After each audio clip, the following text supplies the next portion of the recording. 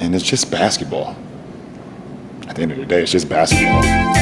Like and subscribe on the way in the door, my people. I hope you all are having a truly fantastic day today on this Monday.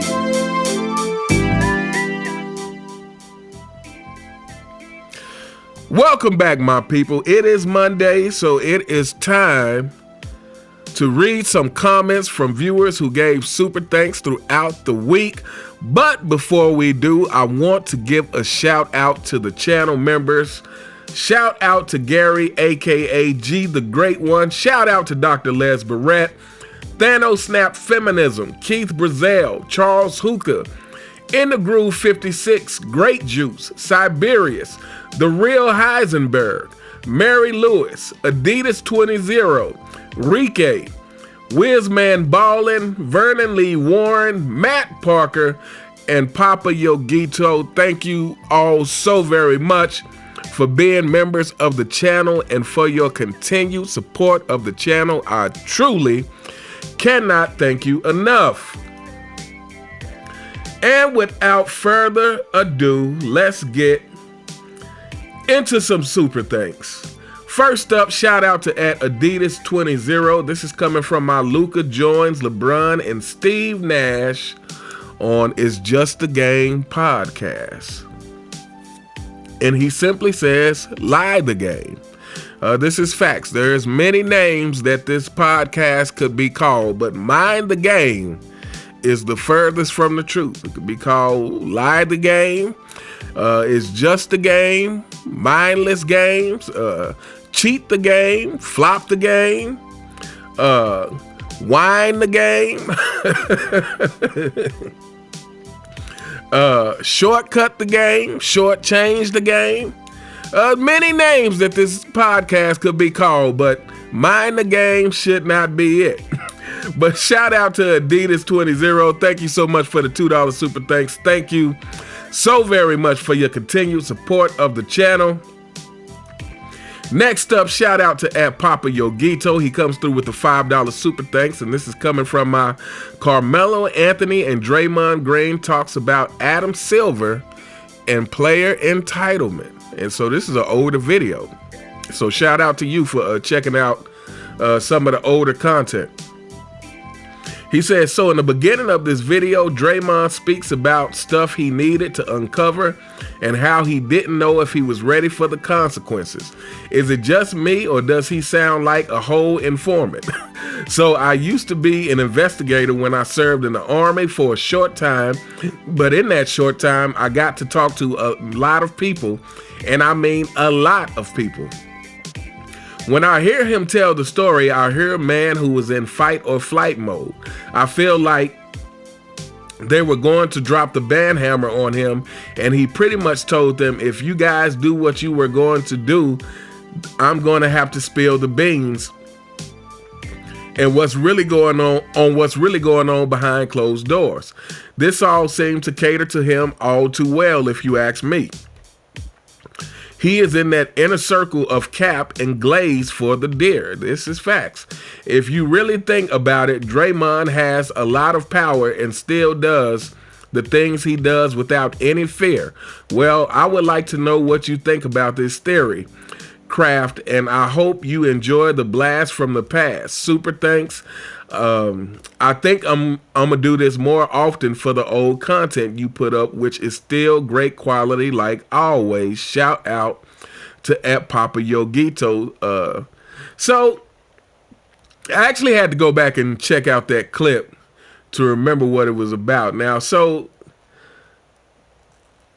when I hear Draymond, when I went back and listened to the clip, it sounded like Draymond was talking about being in therapy and he didn't know if he was ready to uncover like some deep-seated issues within himself. Now, as far as him sounding like an informant,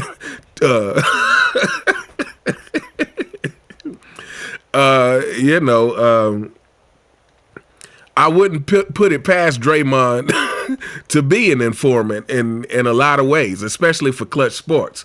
I definitely agree that he is within the circle of cap artists for the Duck, the Deer, the leader of the 4 and 6 Kingdom. I definitely believe he is in that circle and part of capping for LeBron, and probably received some special treatment from being in that circle, which is why he never receives full consequences for the ridiculous things that he continuously does. But as far as when he was talking about uncovering stuff, that in particular, it sounded to me like he was just talking about being in therapy and not ready to face himself, basically face whatever things he need to face to become a better person, which Draymond, I would argue, the sooner the better. Go ahead and face him, because right now you are ridiculous. If you face him, maybe you can escape Unclutched Sports and actually continue throughout life with some integrity. But anyway, shout out to Papa Yogito. Thank you so much for the $5 super thanks. Thank you for going back and checking out some of the older content. It was kind of good for me to go back and revisit that that sound bite. This reminds me how ridiculous Draymond Green is. But anyway, next up, shout out to @G the Great One. This is coming from my "Here's why they tried to kick LeBron James off the Dream Team." Hey, LeBron James fanboys, did you guys know that? Did you guys know that your so-called GOAT, they didn't want him on the Redeem Team? Did you guys know that? If not, I suggest you go watch the video and find out why. He comes through with the $5 super thanks. He says, "This article is a knockout blow for LeBron's legacy, but somehow his fanboys will still find a way to justify his behavior. I've said it before and I'll say it again. LeBron is an entitled, spoiled brat because he has always gotten what he wanted. LeBron has been famous since he was 14. He did not become the way he is. He has always been this way. He has never been a humble introvert. He has always craved attention and praise. He got that chosen one tattoo before he entered the NBA. So that means he was 17 or 18 years old. He has been calling himself the king since his freshman year of high school. It is no wonder that no one wanted to deal with him on Team USA. I'm sure he wanted everyone to cater to his needs and his play style. If Kobe wouldn't have joined the team, LeBron would have collected his 3rd bronze medal in a row. This is facts. Let that sink in. If Curry hadn't joined the last Olympics team, he would have collected another bronze medal. This guy is all hype and a terrible person on top of it all. Sorry for the rant, but I really can't stand this guy anymore. However, I have come to grips that he will be around until he gets Bryce on the Lakers. Boy, if that happens, I tell you what. He says, so we have a couple of more years of the leader of the 3-6-1 kingdom. Regardless, I'll be here for your content. You are a GOAT, sir. Thank you so much for that compliment. But yeah, finding out that they did not want the Duck on the Redeem Team, fanboys, that should really crush you. I know it won't, because delusional people you're delusional. So, I'm sure some way in your mind, like G the Great One said, you will find a way to either justify his behavior or, twist the truth so that is not really as it seems. But this should be devastating that they didn't want, and especially the reasons that they didn't want him. They didn't want him on there because of his maturity level. A so-called GOAT. Like they was basically saying, like, look, we're trying to take this serious. Like, this is a serious thing. We want this gold medal. We got Kobe Bryant. That's who we need. We got Mamba mentality, who we know is going to take this very seriously. We don't need LeBron. We don't need LeBron bringing his immaturity level to the team. Like all the antics of LeBron James dancing on the sidelines and all that silly stuff. Like I know some people look at that and say, hey, he's just trying to have fun. No, I'm sorry. At the end of the day, yes, you played basketball for the love of the game, but once you are playing at the highest level, it is also your job. It is meant to be taken seriously. So all that dancing on the sideline and silly stuff that LeBron James brought into the game, no. It's ridiculous. So they didn't want him because of his maturity level, and they didn't want him because they said, he was treating people like they were peasants. Like the people who were there to help and serve the team in different ways, he would treat them like they were nobodies. So again, yes, this is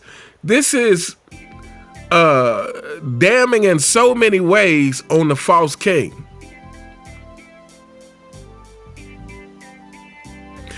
First of all, it's exposing his mentality. It's exposing the whole LeBron James era. Like when I say this era doesn't take the game seriously, like there you go. There's proof of that they didn't want him on the team for that reason, which, again, I feel like a lot of this stuff is stuff that is known behind the scenes. And so it boggles my mind the fact that why would you keep letting this guy be the face of the league? Like, if people know this stuff behind the scenes, like if they didn't want him on the Redeem team because of his maturity level, like why keep promoting this guy as the face of the league? Like there were plenty. Steph Curry would have made a much better face of the league than LeBron James. Anyway, I could keep going on, but shout out to @G the Great One. Thank you so much for the $5 super thanks. Thank you so very much for your continued support of the channel. Next up, shout out to @SwanDaily. This is coming from my Adam Silver reveals that in 2026, people, the All-Star game, the new All-Star game format will be USA versus the world. Again, let me assure everyone, this won't work either. The problem is the players themselves. Another change in format to try to force people getting paid millions of dollars to do what they're getting paid to do. This is ridiculous. But anyway, he comes through with the $2 super thanks. He says, while Adam Silver gets a lot of smoke for the destruction, and deservedly so, people really don't give David Stern enough smoke for how he handled the post-Jordan era. David Stern was hardcore pushing LeBron when he was drafted. In tandem with that, he allowed the Heatles to be created while blocking Chris Paul's trade to the Lakers. Silver at the helm made issues exponentially worse, but David Stern started the downfall, and to be honest, you can honestly attribute the success of the NBA in the 90s to Jordan's natural marketability, not Stern's business acumen. I can't really disagree with this too much. Now, I will say David Stern in general, I think David Stern, the older he got, became softer, because there definitely was a time when David Stern would hold players accountable. Now, again, I completely agree with the fact that the 90s was a success due to Jordan's marketability. This is a fact. I don't really think this can be argued. But, we also have to say Commissioner Voldemort, he was hired in the 90s. He was hired in the 90s to help the NBA be more entertaining. So again, I feel like at some point, once Michael Jordan retired, this is the thing, and I've said this many times over again.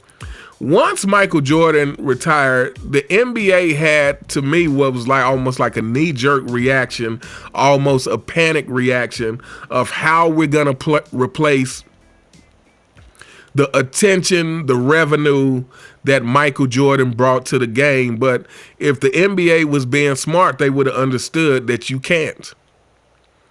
You can't do it. You cannot replace a talent of that magnitude. What you have to do is accept the fact that Michael Jordan built the game in popularity to a certain place. That popularity was going to dip when Michael Jordan retired. However, just because it dipped doesn't mean that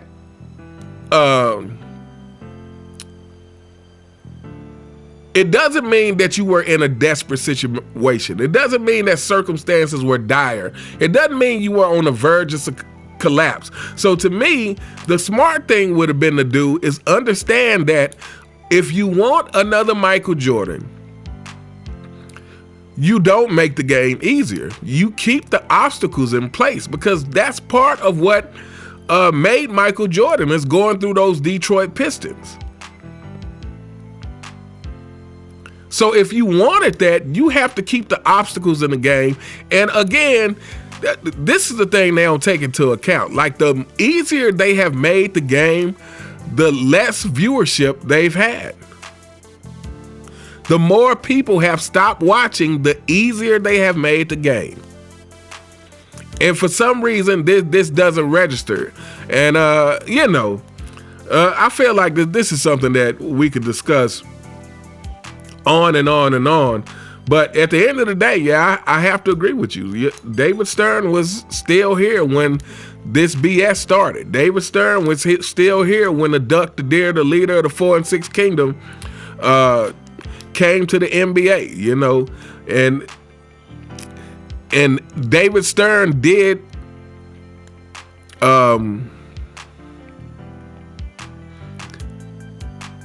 stop holding players accountable the same way that he used to. And so, but anyway, shout out to @Swan Daily. Thank you so much for the $2 super thanks. Thank you so very much for your continued support of the channel. Next up, we have Swan Daily again, and this is coming from Rick Bucher. Reveals players and coaches behind the scenes believe that LeBron James is on the juice.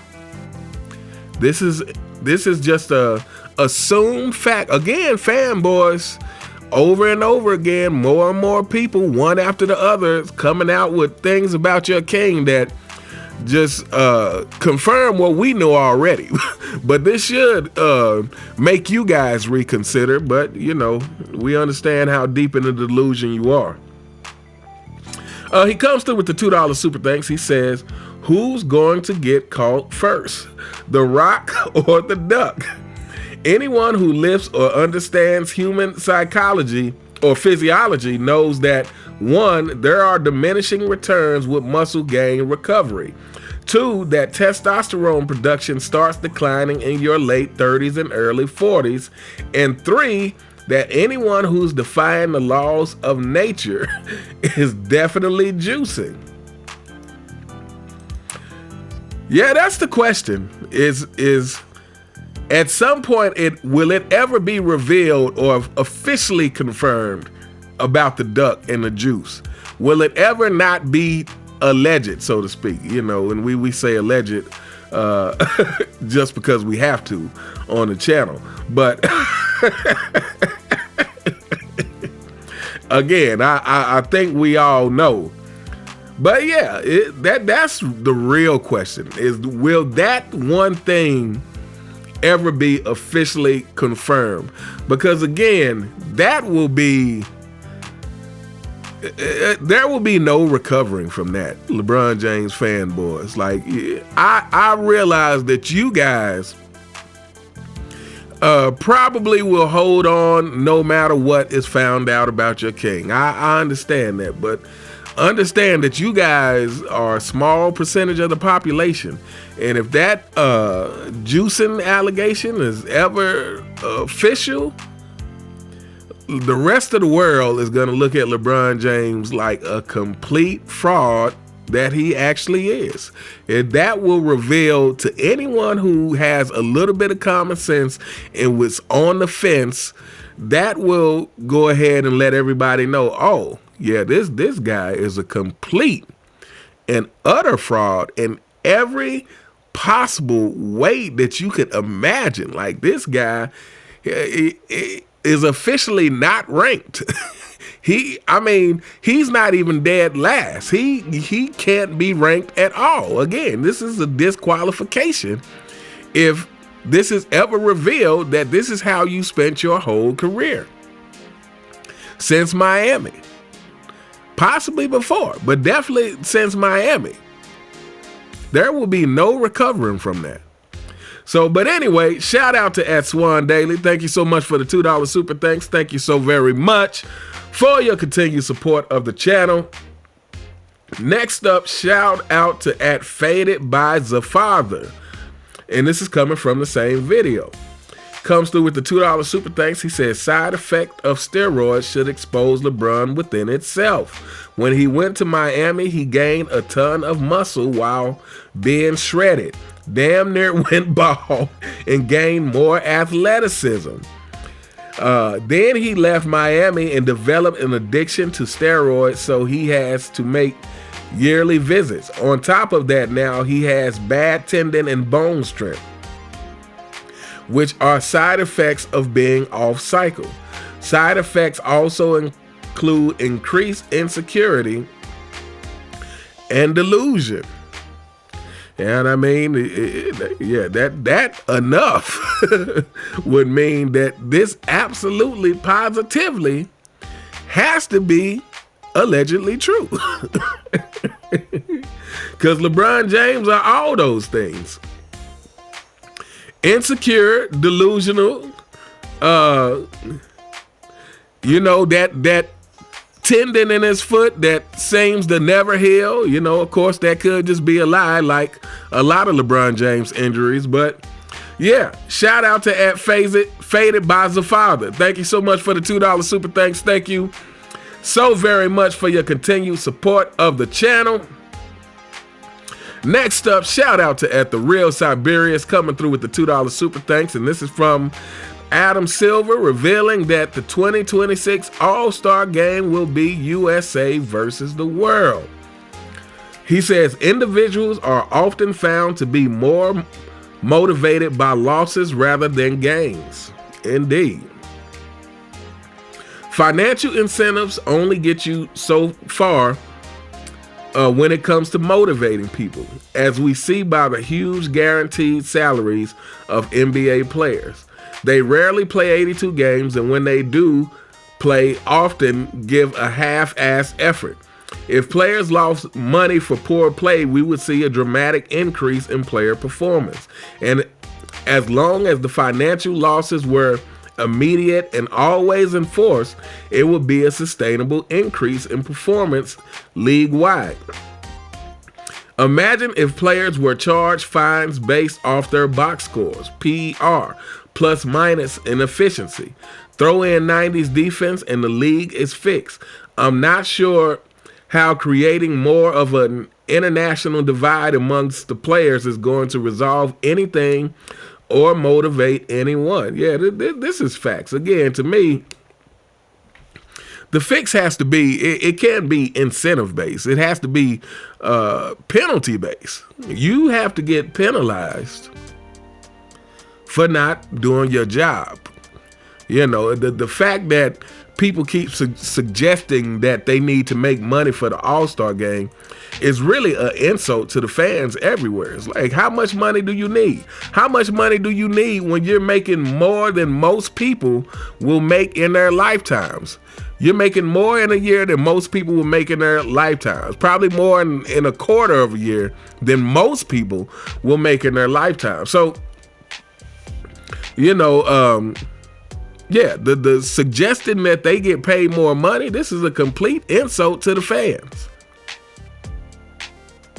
This is a complete insult to anybody who would actually love to be in the NBA playing basketball. But this is the LeBron James effect. This is the Adam Silver effect. This is player entitlement. This is the players feeling entitled to what they have, whether they earn it or not. It's absolutely insane. It's absolutely crazy to think that you have people like Kevin Durant trying to say, oh, we have to blame the fans for why we don't play hard, and then saying ridiculous stuff like this. It is absolutely insane that we are at this point in society where people blame you for not liking the product versus fixing the product. That level of entitlement is ridiculous. Like, oh, I made it to the NBA. I deserve to make this money, no matter what. I shouldn't have to play 82 games. I'm Kevin Durant. I'm LeBron James. I shouldn't have to work as hard as Michael Jordan and Kobe Bryant and Magic and Bird and Kareem and Russell. I shouldn't have to do what those guys had to do. I'm LeBron James. I'm the duck. I'm the deer. Yeah. I don't know. I don't even know what else to say at this point. But it is, like I said, it's an insult to the fans to suggest that they should be paid more money to do something they're supposed to do anyway, to do something that all the previous players did, to do something that the fans who've been watching the game for decades are used to seeing. We are used to seeing competition during the All-Star game. And now that players are making more money than ever, they're telling us, oh, well, we need even more money if y'all want to see us compete in the All-Star game. We come there to relax like you guys. You want us to play, give us some more money. And yeah, we'll play then, but that would be short-lived. That's the thing. If they actually gave more money for the All-Star game, it would be short-lived. This is what people don't think about, and it's like that's not even a solution that makes sense. It will be short-lived if they actually gave a monetary incentive to play the All-Star game. If you making millions of dollars a year is not enough incentive to do it, what makes you think if they decide to give money for the All-Star game, it would last for probably 1 to 2 years before it's like no big deal again. These players are making tons of money already. It's not like they could offer a life-changing amount of money to play the All-Star game. So if they offered some kind of monetary incentive, it would be very short-lived.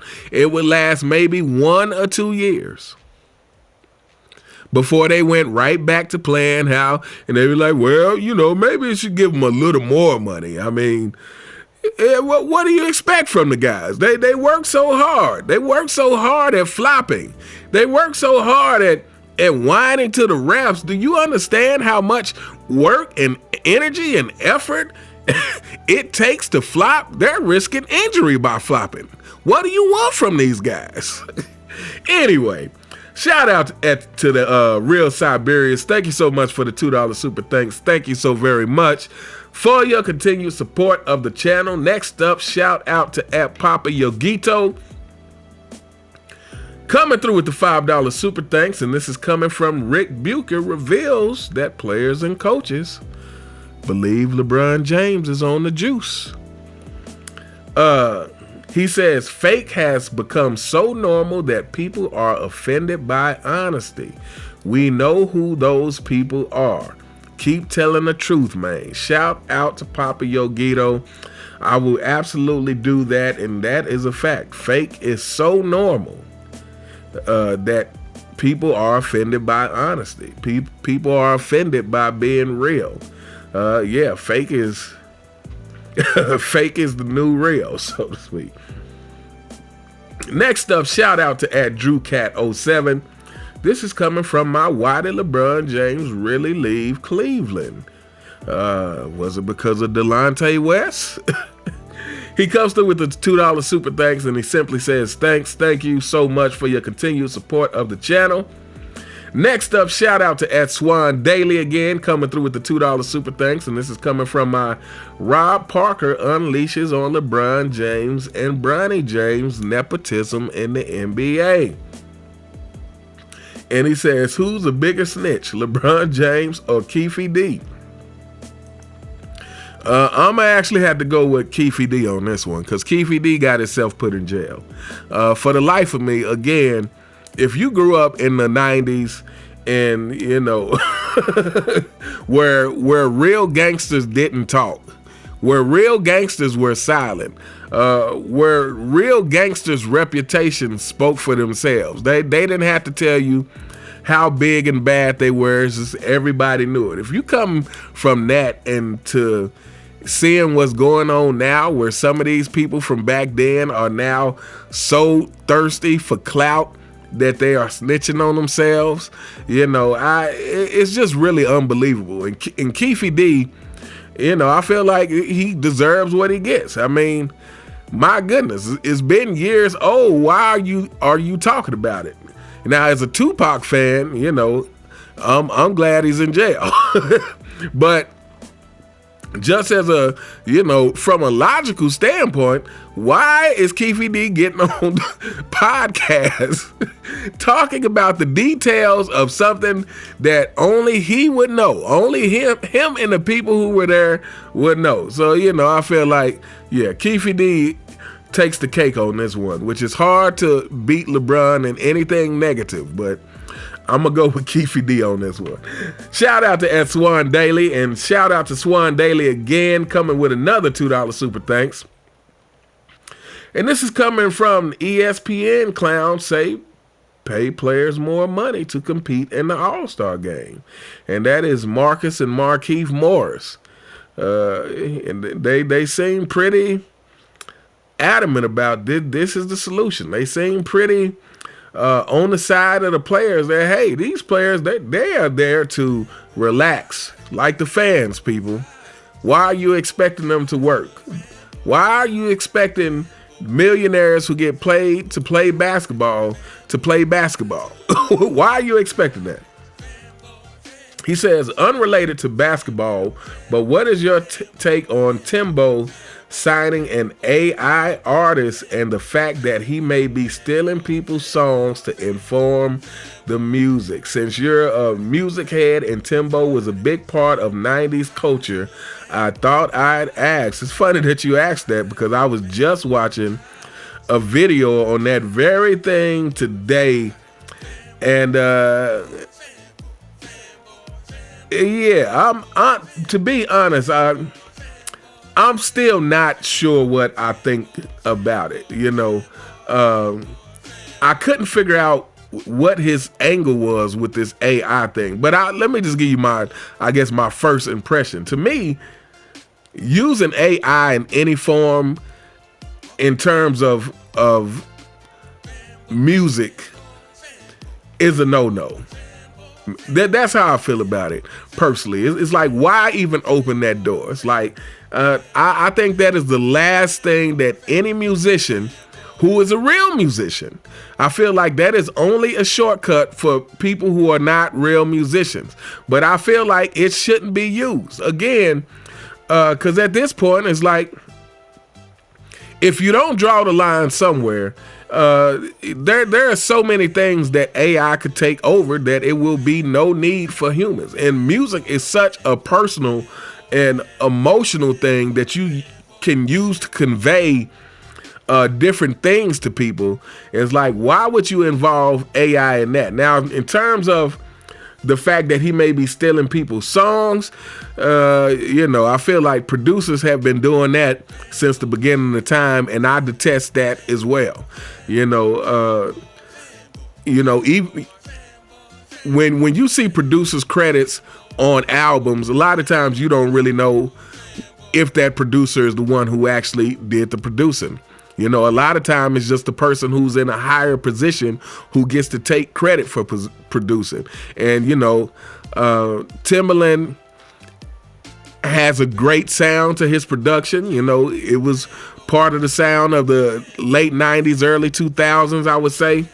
But, yeah, it's like, we don't know how much of that is original Timbaland. It could be that there were other people around him that was helping him put together that sound. I'm not saying it definitely is, but I'm just saying in those situations, oftentimes, even like Dre, you hear about Dre who has taken production from other artists and put his name on it. I feel like that happens all the time. So, and I'm against that as well, you know, but it's like,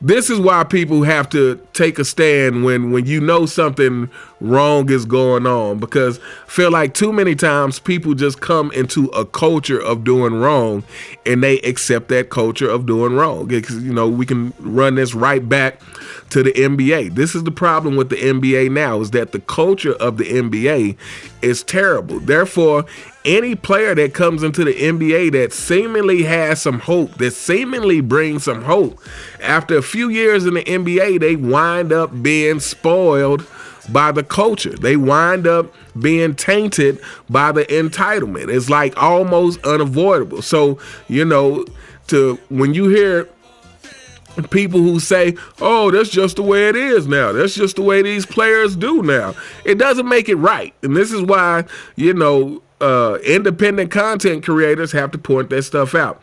And I feel the same way about the music business in general.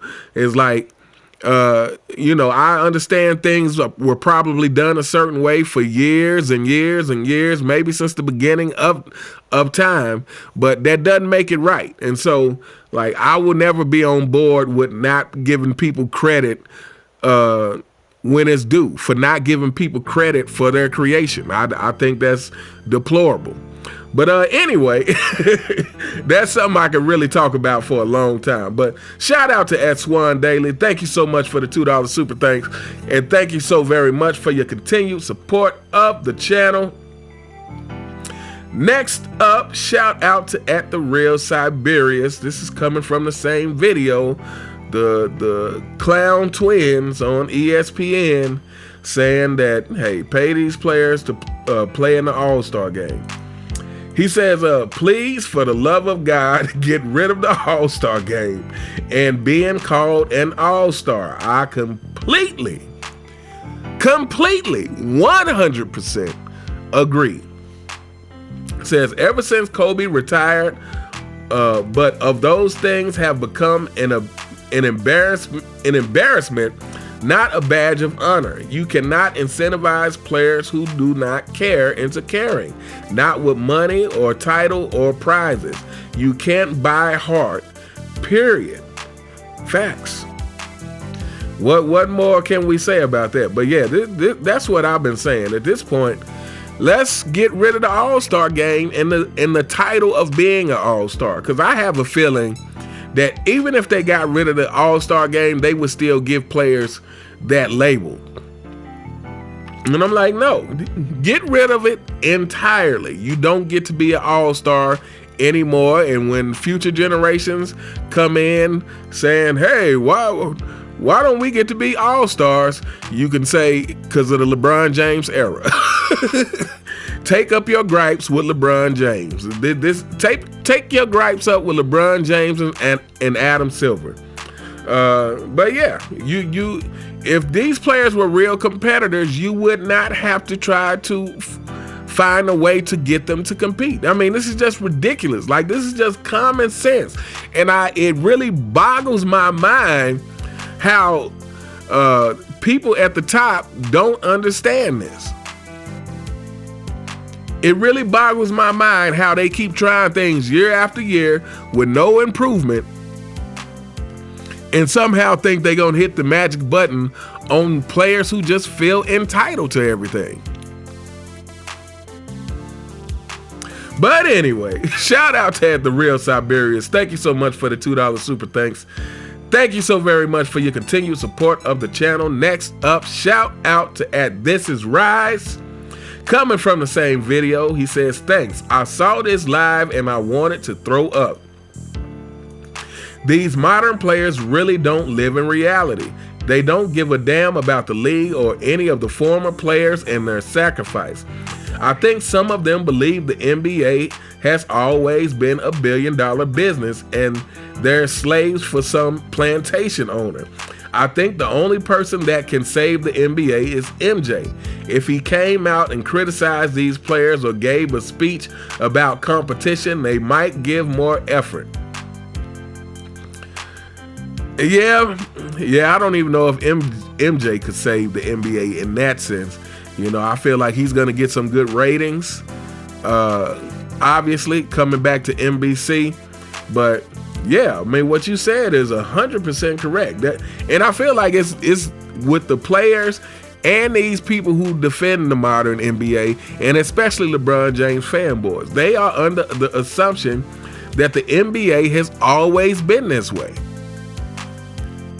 This is what they act like. Like the NBA has always been this way.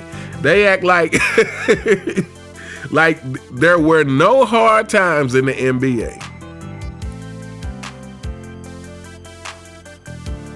And at the end of the day, it's like, no matter, even if you do believe the NBA has always been this way, what does that have to do with you making millions of dollars to do a job? I feel like this is the problem. Like, I don't believe they see basketball as a job. You know, I feel like they see the NBA almost like a vacation destination. Like they worked hard enough to get to the NBA. Again, it's like the NBA was the destination, not winning championships. Like winning championships is just something they want for the attention. Again, these players want the label of great without actually being great. They just want the label. They just want people to call them great. But, yeah, I don't know. It gets exhausting trying to figure out how people are so delusional about what's going on in the NBA. You know, it gets exhausting trying to figure out how these players don't understand that this is a job. Like you're not a movie star, but even if you were making movies, it's a job. Everything where you're making a high amount of money or a small amount of money, if you're getting paid for it, it is a job. And so you're supposed to put in work and do it to the best of your ability. But what should be the added bonus is that you get to do a job that you love. That should be the added bonus. That should be what drives the passion behind the job. But like I've been saying, there is no passion in the NBA. The passion is gone. The passion was destroyed because they give these players too much too fast. But anyway, shout out to @ThisIsRise. Thank you so much for the $2 super thanks. Thank you so very much for your continued support of the channel. And last but not least, shout out to @TheDoctor 3196. He's comes through with the $15 super thanks from the same video, and he says, please do a breakdown of the 1993 All-Star game, and he left a link. He says the major 90s players are all there. Michael Jordan scored 30 and Karl Malone scored 28. Game was 135-132 for the West in overtime. Notice that was in overtime, fanboys. So 135-132, that's a overtime. In overtime. He says the defense on this game is ridiculous. Both teams went at it near the end of regulation, and then they milked the clock with fouls at the end of OT because they were really trying to win. 1998 All-Star game was just a goof fest compared to this game. You know what? I'm gonna do a separate video on that so I can actually check out this link you sent and watch it, and then I'll do a separate video on that because, yeah, I definitely want to sit down and not have to rush through it. So shout out to at the Doctor 3196. Thank you so much for the $15 super thanks. Thank you so very much for the continuous support of the channel. I'll try to get this video about the 1993 All-Star game. I'll do it this week sometime. But yeah, shout out to everybody who continues to support the channel. I truly cannot thank you all enough. Let me know what you guys think in the comments about any of the comments that were made.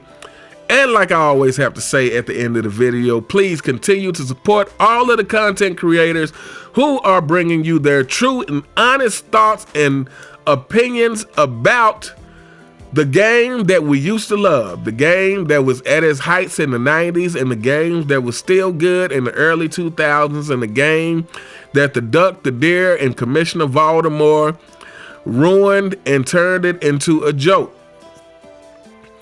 So shout out to Angry Old Hoop, shout out to Sports and Fitness Rants, shout out to Phenomenal Fitness, shout out to Self-Research Basketball Facts, Man Down Sports, Sports T, Brandon Love Sports, if I didn't say him. Shout out to 93 Zay, shout out to Ticket TV and Too Raw for Sports, Uncut Hoops, Scap Attack, Dreamers Pro, and anybody who I left off, please drop them in the comments so people can go and check them out. Let me know what you guys think. You all have a truly fantastic day, and I'll see you next time. All right.